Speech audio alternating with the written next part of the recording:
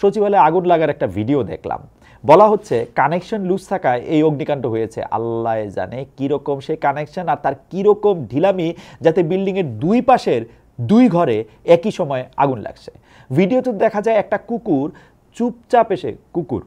চুপচাপ এসে করিডোরে সার বাঁধা চেয়ারের একটাতে বসে ঘুমাচ্ছে। এই ভিডিও নিয়ে বিভিন্ন রসিকতা দেখতে দেখতে আশিক ক্ষুদাবক্সের লেখা একটা কবিতা মনে পড়ছিল। বাঘের গল্পের শুরুতে তার গলায় হাড় ফুটেছিল, তারপর আমরা বাঘ ও সারসের পরোপকার ও কৃতজ্ঞতার মধ্যে মশগুল হয়ে গিয়ে গল্পের শুরুতে বলা হাড়ের উপর রক্ত ও মাংসের প্রলোপে আস্ত একটি প্রাণীর কথা জিজ্ঞেস করতে ভুলে গিয়েছিলাম। গত বছর ঘটে যাওয়া সবচেয়ে বড় ঘটনা অবশ্যই জুলাই অভ্যুত্থান। গত 4 মাসের বহু কিছু নিয়ে আমরা হতাশ হচ্ছি, দুঃখ পাচ্ছি, অধৈর্য হচ্ছি সত্যি, কিন্তু কি অবিশ্বাস্য কয়েকটা সপ্তাহের মধ্যে দিয়ে গিয়েছি আমরা সিরিয়াসলি মনে হয় জুলাই সম্ভব হলে দুনিয়ার সব কিছু সম্ভব। আমরা তো দেশ নিয়ে হাল ছেড়েই দিছিলাম। বেশিরভাগ মানুষের বলার কিছু ছিল না, যেন সবাই বুঝে গেছিলাম কোনো কিছুতেই কিছু হবে না, তাই চুপচাপ নিজের জীবনটা যাপন করে যাওয়াই ভালো।